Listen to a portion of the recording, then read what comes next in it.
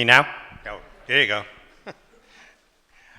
All right, so I've been working on light pollution for quite a number of years. I'll admit, when I started in the 90s interested in light pollution, it was mainly because I hate your lights for my observatories. But as being a physician and a researcher, I got interested in some writings by Richard Stevens from University of Connecticut. He's the one that kind of put this on the map originally. He wrote some papers about is there a connection between light pollution and breast cancer? There seemed to be a strong correlation, but there was no proof. He's an epidemiologist, so that's kind of his job to look for correlations like that. And he published some papers. I read them, and I said, this is interesting. I got to meet this guy. So we did meet. Lifelong friendship. Unfortunately, he died 2 years ago for amyotrophic lateral sclerosis, which is a shame. He was not that old. But his legacy lives on in that not only have many, many papers been written about this, but now it's a worldwide thing regarding health effects of light pollution. It really started with him, so I want to give him credit. I wouldn't have gone on to the subject if it wasn't for Richard Stevens from UConn. When I was on the Council on Science and Public Health for 8 years at the AMA, I had the ability to come up with original ideas, and at first, when I proposed that we publish some papers on health effects of light pollution, I kind of got cold shoulder. That's not really our thing, but after showing them a couple hundred, if you want to get something published through them, you have to prove it. It has to be peer-reviewed papers, and many of them, so there's no question it's real. So after a year of work, they said, okay, you've got a point. So we published in 2012 a paper on human health effects of light pollution. There's 126 peer-reviewed articles on that. So the lighting industry kind of poo-pooed it, and I said, well, give us your data, and they have none. And then in 2016, when they're about to put up 5,000K lights all over the world, we quickly published the paper saying this is a bad idea for the environment and for human health. And there were a number of, I forget how many, I think there's 36 peer-reviewed papers on that. And then they went ballistic because we said you shouldn't use anything over 3,000K, which was the best lights we had available then, to the point where they were literally sending demand letters to the AMA that we retract it because we're a bunch of docs and we got to stay in our lane, kind of like the gun industry. So so many demand letters, including lawyer letters, that they said, should we relook at this? And I said, well, take this tack. Have them produce papers that counteract any word in any of the papers. So that's what we sent them a letter saying, if you have data that contradicts anything, we'll be happy to discuss. 5 years later, not one retraction, not one paper written against it. So you want to fight them, you fight them with data. Actually, the latest handbook of the lighting industry, which is SP 18, actually kind of adopts the stuff they were demanding we take out of. But since most lighting engineers only update their handbooks once every 20 years, most lighting engineers are not going to have the latest. Demand that they use the latest one, which actually has turned around many things. So because of all that, the Committee on the Peaceful Uses of Outer Space, which was convened by the, you have to have a country, Spain agreed to be the lead country, and the International Astronomical Union. And the initial input was to preserve professional observatories, not amateur stuff, and to preserve the sky from all the satellites that were going up. They came up with 5 different divisions and asked me to be part of the light pollution part. So that's what I'll talk about today. All right, sorry about that. Let's see if this part works now. Anyways, that's my scope. It's a 32-inch f6, and happy to say it works pretty nicely. I think we're all set now. Here's an image taken through that. That's M1, obviously. All right, so light pollution and human health. Why do we care about light pollution besides the fact that we can't see nebulae and galaxies well? It interferes with human circadian rhythms, and this is more important than it sounds. It's not that because it affects hormonally related cancers. It's not that light causes cancer, and this is what I stress. It's that light suppresses melatonin. And if you suppress melatonin, melatonin is an adjuvant to the immune system. So if you suppress your immune system, that leads to bad things. Every person here has produced today alone 8 to 10 cancer cells. You produce billions of cells every day. They're bound to be errors. No machine is perfect, including human cells. So you produce 8 to 10 cancer cells every day. You produce a lot of bad cells. Most of them don't survive and just die on their own. You produce, out of the thousands of bad cells you make every single day, a certain proportion of them will be cancerous, meaning they can continue to grow if they're alone. But you have an immune system that has helper cells and killer cells that are designed to look for that, or we wouldn't have survived as a species, and kill those cells off. An adjuvant to the immune system, I'm not going to turn this into medical talk, but is melatonin. You produce that when you sleep at night. And when you sleep at night, it kind of clears your brain. It kind of it helps the immune system clean out all these bad cells. It does a number of things. That's why sleep's important and why you feel rotten if you don't have sleep for 2 or 3 days in a row. So that's why you have more cancers. If you suppress the immune system, think about it, and the immune system is what's killing off the cancer cells, it's no stretch to think about the fact that you're going to have just a little more chance that one of those cancer cells is going to survive and multiply. And that's why if you have too much light pollution, you suppress your melatonin, you can develop cancers. And it's primarily hormonally related cancers, such as breast cancer, prostate cancer in men, thyroid cancers. For some reason, the melatonin, which is a hormone, is very specific. There are some other cancers that are considered higher, like leukemia in children, slightly higher in light polluted areas. Obesity, diabetes, mood disorders, sleep disturbances, glare, which prevents you from driving safely, especially the older you get, and our environment. 40% of all the insects that were alive just 25 years ago are no longer alive. I was on a conference about 6, 7 years ago, and I was one of the speakers, but one of the other speakers was an entomologist, and I love the title of his talk. It says it all. Why is your windshield clean? Okay? 25 years ago, you drive in Vermont, your windshield looked like heck because all the dead bugs. Not so much anymore because the bugs aren't there anymore. That's not a good thing. So because of the AMA stuff, the human health effects of light pollution has gone way beyond the US. It's now a worldwide thing. There are papers worldwide. Europeans are starting to get way ahead of the US, and that's what led to this. They asked if I'd represent the AMA, and the AMA gave their blessing, so that's how I got on this committee. We were supposed to meet in the Canary Islands in 2021, October 3rd to 7th, and then COVID came. So we ended up spending a year on Zoom meetings. Then we were supposed to meet, 2020. Then we were supposed to meet in the Canary Islands in 2021 to finish off the meeting. And I had my tickets. We had the venue all laid out. It was going to be a week-long meeting, and we were going to finalize a lot of things. And a week before we took off, the volcano erupted. So this was all done virtually, which is a shame. I've been looking forward to go to the Canary Islands. So I'm one of the names up there, and the ones in yellow are the main coordinators. And so you can see it's a worldwide effort. There were lots of people involved. It wasn't just me.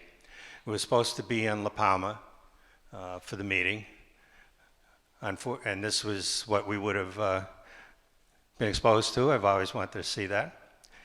More recently, I was involved just a month and a half ago with Roland, which was a European-wide meeting called the Responsible Outdoor Lighting at Night. It was great, a worldwide conference, and that was kind of nice.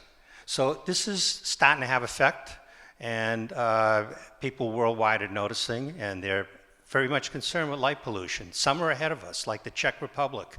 It's a national law in the Czech Republic. You can't have glary lights. You can't have anything over 3,000 K, and where lights are not needed, you don't put them. So they're way ahead of us. If you look at the Czech Republic, it's pretty good. Europe's not all good. If you look at the worst light polluted area in the world, it's the Netherlands. Although, I mean, you can see that from Uranus, I think.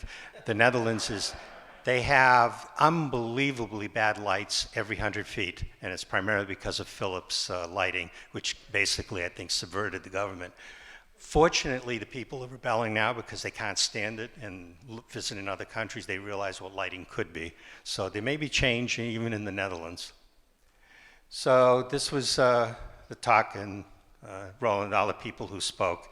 It was very impressive, and I think it's going to make some changes in Europe. That's my view of M20.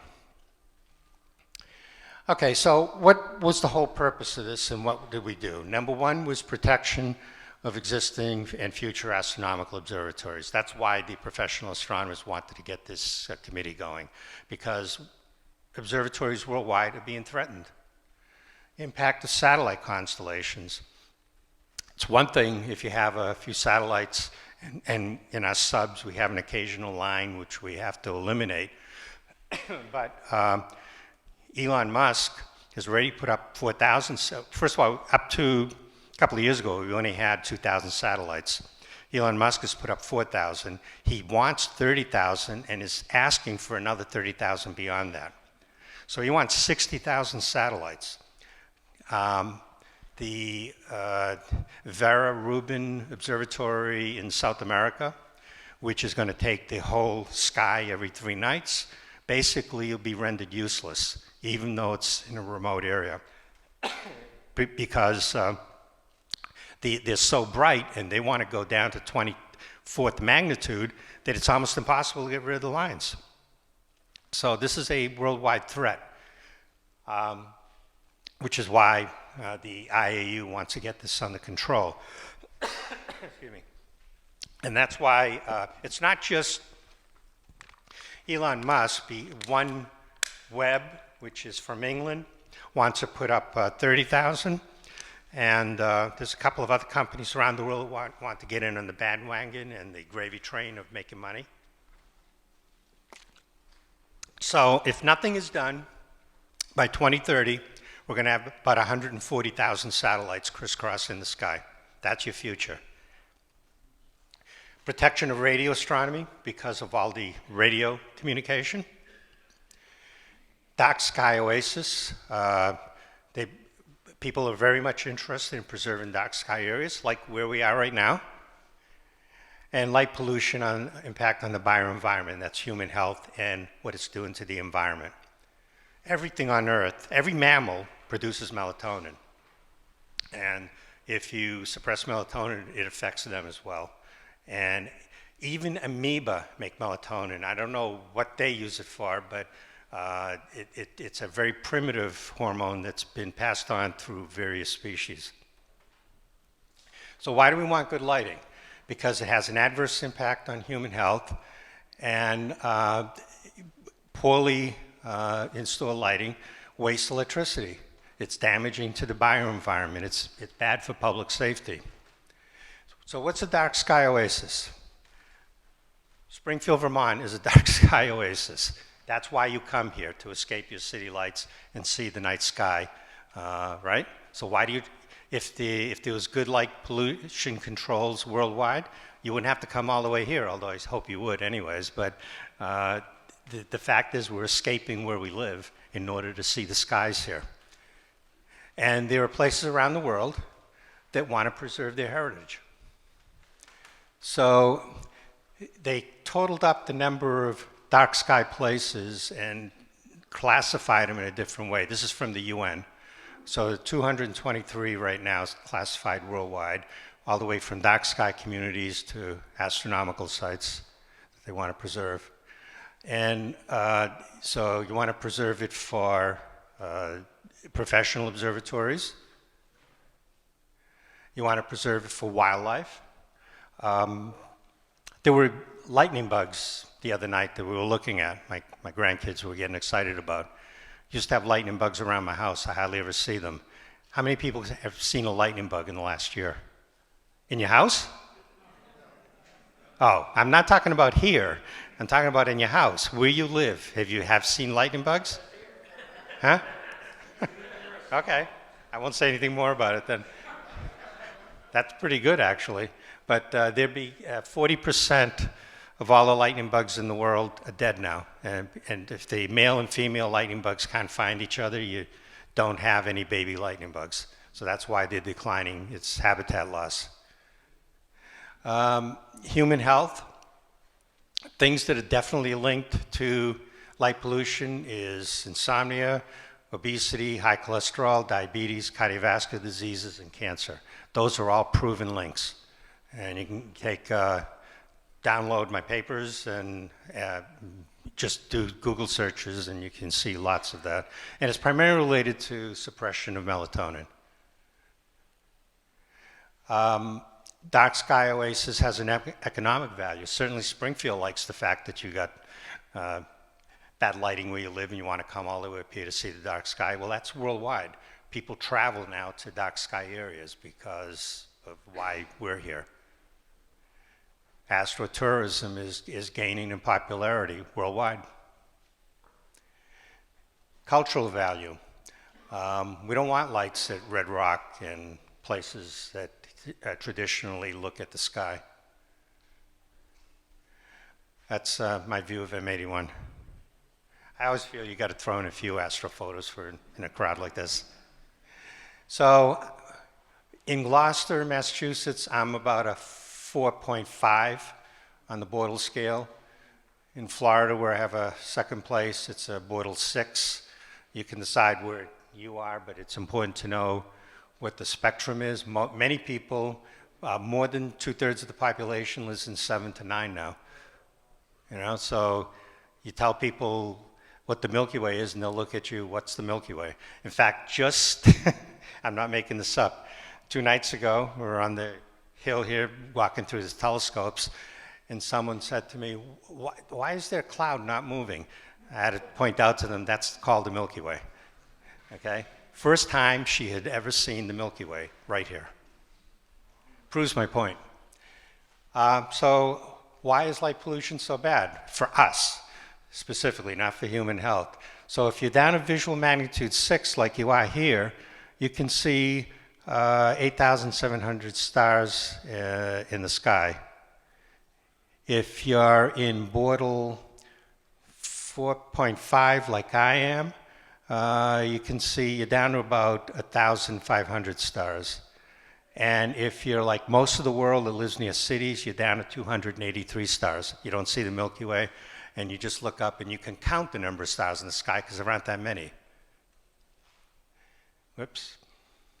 So environmentally sensitive areas are things that the environmentalists are concerned with. One of them is lighted bridges. There's a great example of how we affect the environment in Northern California. They built this bridge, and some bright person thought, in addition to the lights for the cars, why don't we put lights under the bridge so we can see it from 50 miles away and it looks pretty? So they did. They put 5,000 K lights because this way, from way in the distance, you can see this bridge. It was a salmon run, okay? Just to show you what the least things you would think about are important. So there's a salmon run there, and they used to catch salmon.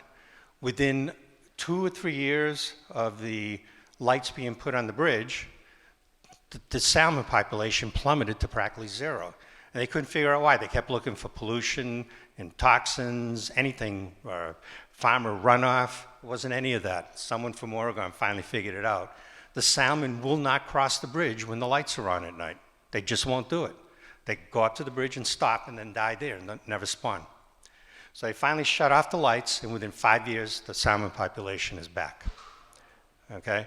I got another good example, plankton. Notice in Florida they have all the red tide all the time? Well, at night, they have phytoplankton that are deep in the water. They don't like the light because they get eaten, so they stay in the dark. And at night, they come up and eat the algae. That's what they live on. And then as soon as the sun rises, they go deep again to protect themselves. When you have light pollution along the coastal areas, the plankton won't come up and eat the algae. The algae overgrow, and then we complain that there's red tide and all these stop shining lights in the ocean, and it makes a difference. I can go on and on again about the environmental effects, but I think you're getting the idea. So you put the right amount of light for what you're actually going to use. You don't have to over-illuminate. I never say shut off all the lights. It's just don't over-illuminate and direct the light where you need it. You save energy, and everyone wins. Another thing that's coming up in what the UN's going to try to promote, and this is in the paper, which I'll show you how to download later, is lighting control. Use adaptive lighting. A lot of European countries are going to stop putting adaptive lighting. You see a car in the distance, that light will go on. Car passes, the light will go off. They're seriously considering doing that European-wide. That would be a great idea for the US, I think. I mean, not in the center of cities, but for rural routes and suburban areas, that would be great. Light distribution. We really don't need what's there on the lower right for advertising. You don't want bright, glary lights. You certainly don't want lights like that if you're living in that apartment building, shining in your bedroom window at night, which is what causes the human health effects. There's no need for something like that. You don't need uplighting, just to light a tree, which no one's going to look at 3 a.m. But there are some good companies like the lighting fields. You don't have to have a playing field at night shine 10 miles away. It can be properly shielded and directed to the field. They get to play at night. You don't have to stay up at night without sleep. One second. Yeah. The spectral content. This big deal. Blue light is 10 times more effective at suppressing your melatonin, and we already said that if you suppress melatonin, it's bad for you, than red light. So the problem with LED lights, and this, let me point out with the pointer, I guess, is this is the useful light that doesn't suppress your melatonin. Your melatonin is suppressed right here with blue light. We evolved that way. So when you're in a cave and you have the sun rising, wakes you up, you got blue light, that stimulates your brain and you're awake. And at night, when you have no blue light around, the melatonin builds up and makes you sleepy. The problem with LED lights is no one's invented a white LED light. It's different colors of lights. So the way they manufacture it is they take a blue LED, which is a high energy LED, coat it with a phosphor, kind of like a fluorescent light, and depending on how the phosphor is deposited, it re-emits in the warmer tones. The problem is almost always you get depending on the manufacturer, you get a leak of the blue light. The 5000K light, you have a humongous blue spike. And it's amazing some of these lighting companies say, well, we manufacture for this. They just completely ignore the fact that they're also leaking 30% of the energy as blue light, which is amazing. So you got to be careful what they are advertising. And facade lighting, that's a problem, especially in China. So we want to minimize excess light and domes in the distance for the observatories, but also for human health and the environment. So here's the recommendation from Committee on Peaceful, it's all under the Committee on Peaceful Use of Outer Space. That's the committee that deals with all this stuff at the UN. They're recommending that we eliminate blue light. At the very minimum, minimize it, as opposed to a sharp spike. So the UN now has a paper, 296 pages that we worked on for 2 years, that says specifically, this is the lighting the world needs, not the lighting we're using right now, which is a good thing, and hopefully it'll lead to a treaty once they figure out the Ukraine war and a few other mass starvation and things like that, they'll get to this. That's 4565. All right, so I was in this section, the Bioenvironment Working Group section, and we talked about, we wrote about melatonin suppression, sleep, cancer, diabetes. Then there was another section which dealt with the ecology and biodiversity and what it's doing to birds, mammals, amphibians. Those are the two areas there, and we came up with guidelines. This was the environmental team, bioenvironment team. I'm there. James Lowenthal was one of the leaders of the group, as was Kostas from Greece, was the other major leader. Travis Longcore is a great, you should Google him. He's written numerous papers about how we're destroying our environment with light pollution. He's from University of Southern California and is an incredibly prolific researcher and writer. He wrote a paper in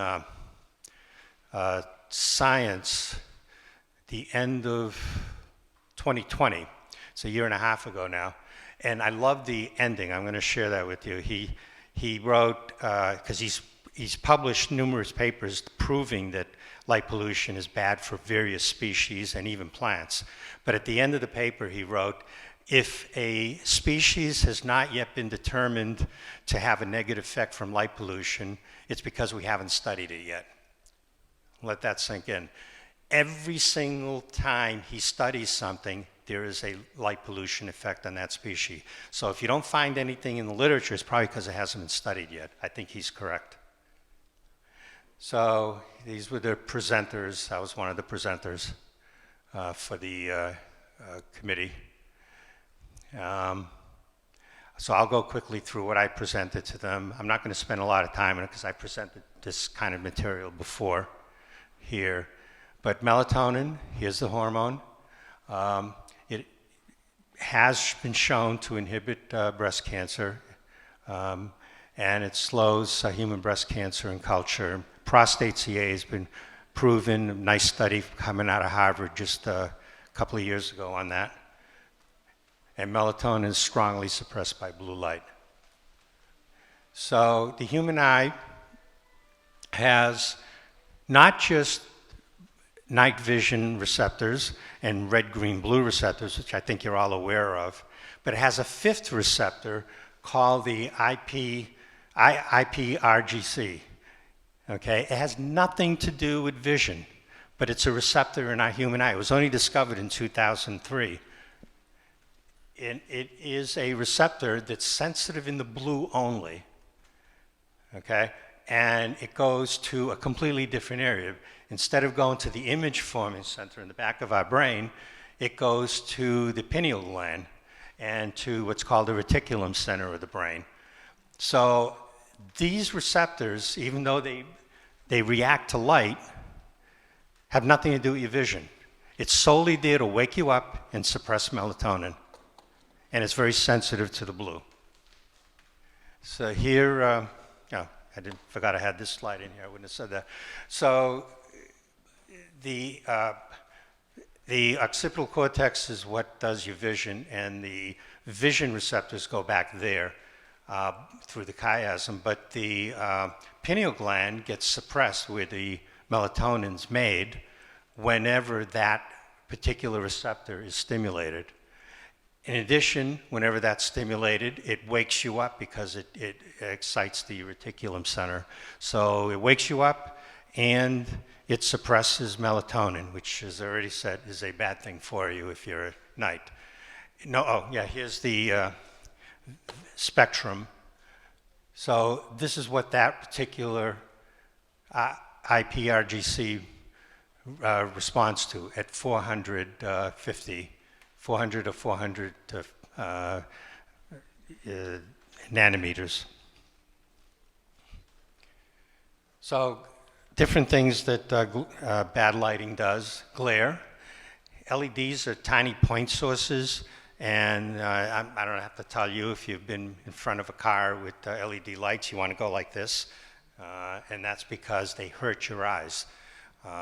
And the reason is because they're point sources. The average LED, this is the way the industry measures it, 125 million nits, and the human tolerance is only 50,000. So that's why you're going like this when you see those kind of lights. The human eye has a design flaw. God's not perfect. He or she created the human eye and it grows like an onion. So when you're young, you get all the nutrients in the lens from the surrounding fluid. There's no blood cells that go to the center of the cornea. Well, that's a good thing, otherwise it would interfere with your vision. But that's okay as long as the oxygen and glucose can get to the lens center. When you reach 40 to age 50, like a lot of people in this room, or older, the amount of cells that have been added on the outside is such that the diffusion of oxygen and nutrients to the center is so poor that the center starts to die. And when it dies, it calcifies. There's your beginning of your cataracts. It starts off as microcalcifications, and then it eventually solidifies into a solid obstruction, and you have a cataract, and it affects your vision. So you have to take it out if you want to have a vision at that point. It's a design flaw. And that's why between age 40, and because it gets so thick, it doesn't accommodate well, and that's why you need reading glasses once you're above age 50. It's all because of that design flaw of the lens. So glare and disability. Because of that, when you have these microcalcifications, you get scatter. And the scatter is just, it's like being in a snowstorm across the back of your retina with any bright source, and that decreases contrast, and you don't see as well. So basically, when you're age 20, it takes 1,800 Lamberts to create what we call disability glare, which is why kids aren't as bothered by it as much as adults. By age 60, it only takes about 400 Penny Lamberts in order to have you have disability glare and not be able to see the road. A great researcher in the Netherlands took human eyes and actually measured, this is a log scale, by the way. So he measured red light, these are human cadavers, red light, yellow, green, and blue. Surprise, just like with the sun turning red as it sets because of the scatter of the shorter wavelengths, blue also scatters in the eye and in the cornea that has microcalcifications. So the blue scatters the most, the red scatters the least. Not surprisingly, if you're exposed to lots of blue light, you don't see the road very well. So it's a driving hazard. The IS, again, gave me huge grief when we said don't do 5,000 K LEDs. I kid you not, I've saved some of these letters for my files. They were demand letters. We tracked everything because it's affecting their bottom line. So turns out Alan Lewis, who's a past president of the IAS, published data that shows 2,700 high pressure sodium versus 6,000 LED. And lo and behold, it made no difference whatsoever for visibility down the road by his own research. Ronald Gibbons from Virginia Tech, page 36, from his showed that high pressure sodium was actually better than the 6,000 K LED, basically debunking everything the IES has published for the last couple of years. And why is that a problem? So I already alluded to this a bit, but we want this spectrum here. If you go to 5,000 K, you have a huge blue spike and not so much the warmer wavelengths. If you go to 2,700 K or lower, you get a lot warmer wavelengths, which don't scatter as much, and the blue that leaks is much, much less. So the circadian clock is important.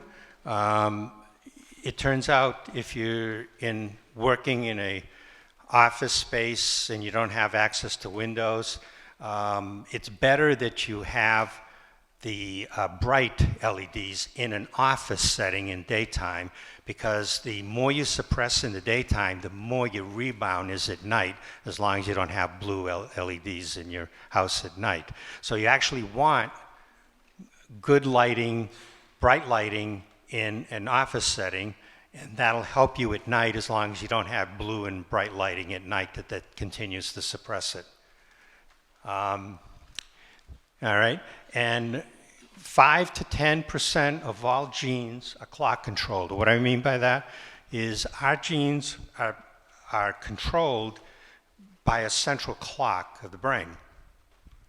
And if you affect 10%, up to 10% of your genes, don't be surprised if there's going to be a few screw-ups in your cells when they reproduce.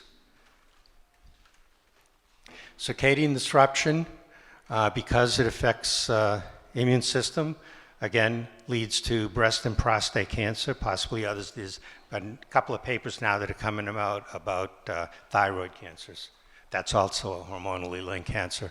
Mood disorders, depression, and bipolar are much worse in cities than it is in rural areas. We have less bad lighting. Diabetes is higher in high lighted areas, as is obesity. Light at night. This is the predictions by Richard Stevens way back in the 90s. He said, if I'm right, and this all been proven since, shift workers are at higher risk. About 50 papers have been written and shown shift workers, people who constantly having their circadian rhythm disrupted, are higher. Nurses, for example, that may work 1 week at night, 1 week in the daytime, they're 2 to 3 times more likely to develop a breast cancer for that reason. Blind women, I love this study. I don't know how they did this, but worldwide, they found several hundred twins, exact same genes, exact same environment. The women who are blind had half the rate of breast cancer than the women who could see. The only difference was whether they could see or not, and that's because of the light pollution affecting them. Lighted bedrooms at night increase risk. So if you live in a city and the light's coming in your bedroom, you're suppressing your melatonin continuously, and that increases your risk. Long sleep lowers risk. So those were the predictions. Everyone's been proven absolutely correct, not by one study, but by tens of, and in some cases, hundreds of studies that proves all this. This is one of my favorite studies done by David Blask at Tulane way back in 2003. I still love to use it. So what he did is he used the nude mice, which is not promiscuous mice. It's a genetically modified mouse that will accept transplants very easily. So he took 120 mice and implanted under the skin human breast cancer. So that's why you use that mouse model. It accepts the transplant. And then had them in a normal daylight cycle, and the rate of cancer growth in these mice was like this. Then 0.02 microwatts per centimeter of light at night, normal daylight, very dim light. The breast cancer grew a little faster in this 20 cohort of mice. Then 0.05, a little bit more light, not much. This is less light than a typical city where you'd have light coming in your bedroom. The breast cancer grew faster in these mice. 0.08, grew faster and faster. Constant light, no night for these mice. breast cancer essentially exploded out of their chest. They grew so fast. Now, can't do the same experiment with humans, but I think you can accept that that's a pretty powerful experiment.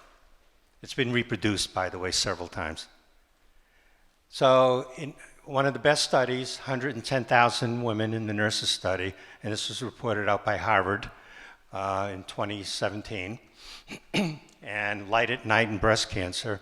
And this was after many other studies have shown the same thing, but this one was so highly powered because it had so many people. And what they did is they took the 110,000 people, nurses, and divided it into quintiles by zip code. And the zip codes that had high light pollution, a little less light pollution, a little less until rural areas. And the ones that lived in the most light pollution had a 15% higher rate of breast cancer than the ones in the lowest. And it was a steady decrease depending on how much light pollution you were exposed to. That may not sound like a lot, but you got to remember about 50 to 55% of all breast cancers are genetic related, like the BRCA gene. Okay, so if you can't do anything about with light pollution. That's just genetic deformity, and if you got that gene, you're a woman at risk. So that's about half of all the breast cancers right there. So to have 15% of the rest, which is the equivalent of 30%, about a third, that's a huge increase.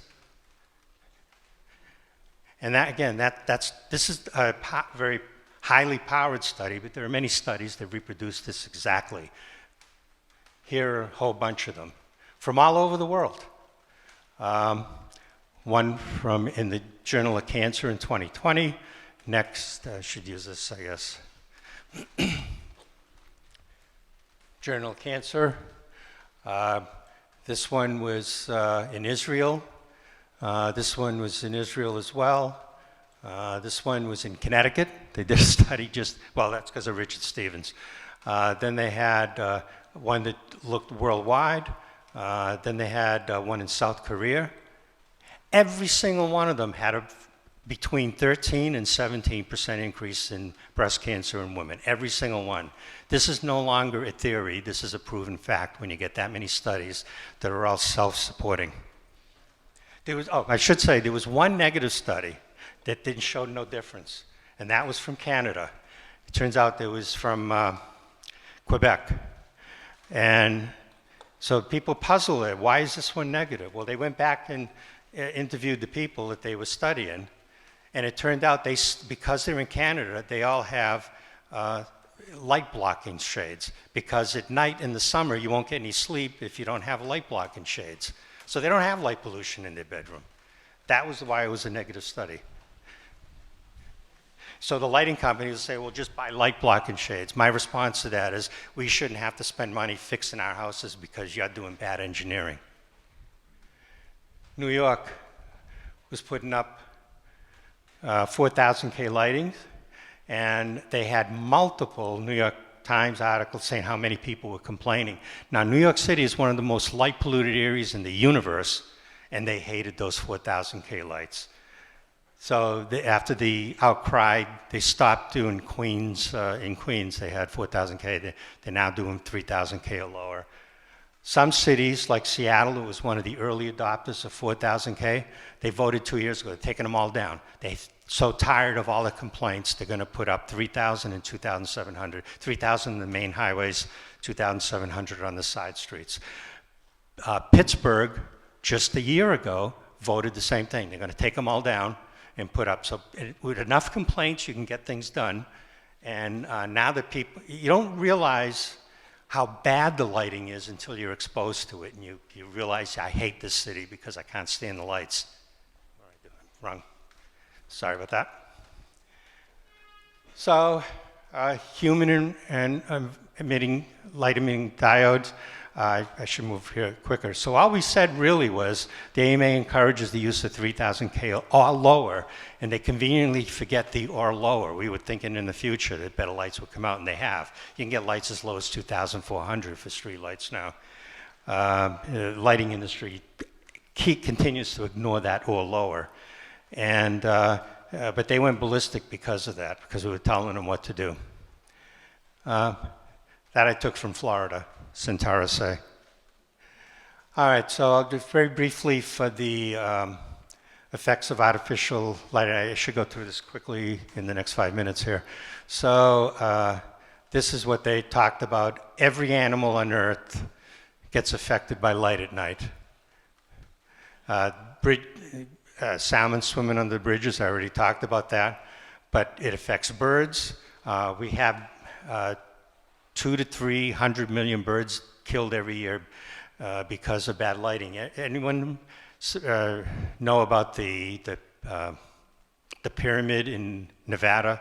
Yeah, they have that giant light that goes up. Here's a dirty little secret they don't tell you. They have a crew that gets out there at 4 or 5 a.m. every morning to sweep up all the dead birds around it.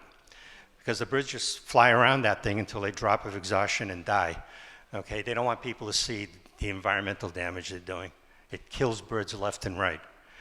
Bats are affected, even though they're amphibia, insects. We're in the middle of an insect apocalypse right now. Yes, some of it's due to pesticides. A lot of it's due to bad lighting. Bird migrations are affected by bad lighting. I already talked about the zooplankton, how they don't come up at night to eat the algae, which is why we have worse and worse red tide. Pollination. If the insects are attracted to light at night instead of pollinating the plants that give you food, okay, one of the reasons why you kind of have all these trucks with bees going around to the farmers, because there aren't enough pollinators out there. Ecological, so it affects our food. It affects insect and predators, vegetation. It's a huge impact. Let me skip that. Immune responses also occur in animals, and it affects their hormones as well. So it affects numerous, and I already gave you that. I put this together a month ago. I forgot some of the slides I had. So yeah, it's likely because we haven't studied it yet. Basically, he's saying every single species is likely affected. So here's the conclusions. Numerous studies indicate artificial light at night is a major biodiversity risk. Environmental protection regulations don't consider light at night sufficiently. Existing regulations cannot cover the various effects of artificial light at night, and more awareness about the adverse effects of Allen are needed. That's what's in front of the UN right now. That's the Thor's helmet. Okay, so just 2 minutes and I'm done. Protection of ground-based observatories, that was what led to it. And the professional astronomers are very much concerned about glow at a distance. Kitt Peak is threatened. Mauna Kea is threatened. It's worldwide. We've got to protect professional observatories. We can't rely on just 1 or 2 telescopes in space. And here's their recommendations to areas around the professional observatories. Light glow from distant domes is a problem. That's from Tucson, from top of Kitt Peak. So the recommendations are limit development, have light switches on only with motion, and restoration plans for environmentally sensitive areas. And then the satellites, there was a whole section dealing with that. I wasn't involved in that, but they put in their recommendations, and they need to minimize the amount of light these things reflect, and want to limit the number of satellites because it's going to affect ground-based astronomy in a bad way. This is 4,400 satellites. Every dot there is a satellite. Okay, that's 4,000. He wants to put up 60,000. It basically would just be a black band across the sky. I don't know what you think about Elon Musk, but I'm not so fond of him anymore. And this is what the future of astronomy is going to look like. Bad enough you got the thin lines, but some of them are really bright. You can't get rid of those with just software. So some of the minimization efforts was to darken the the cells, but it's just not enough. All it did was diminish them from magnitude 6 to magnitude 7. So yes, he can claim that he mitigated to a factor of 2, but it's just not enough. OneWeb wants to put up 47,000 satellites. It's from England, and there are others. So main recommendations are to try to cut down the volume and intensity of these. Radio observatories under the same threat because of all the communication of these satellites. So that's a problem as well, and here's their recommendation. So all this has been submitted to the UN, and here's the final recommendations of the entire thing. Use the light at the right place at the right time. Make sure that this is not rocket science. Don't shield the lights. Use the right color temperature. Don't put lights where you don't need them. I mean, this is just common sense. That's my view of the Veil Nebula. So I'll stop there. That's my website, mariomottaMD.com. And you can download direct from the UN report. It's kind of a long thing. If you go to my website, it's a lot easier. Just go down to light pollution, ignore all the medical stuff, click on that. There you can download the AMA reports, and you can download the entire UN report or a link to it. And there's a link that'll go to the UN, and it'll download. It's 296 pages with oodles of references. So I guess I'll stop there for questions.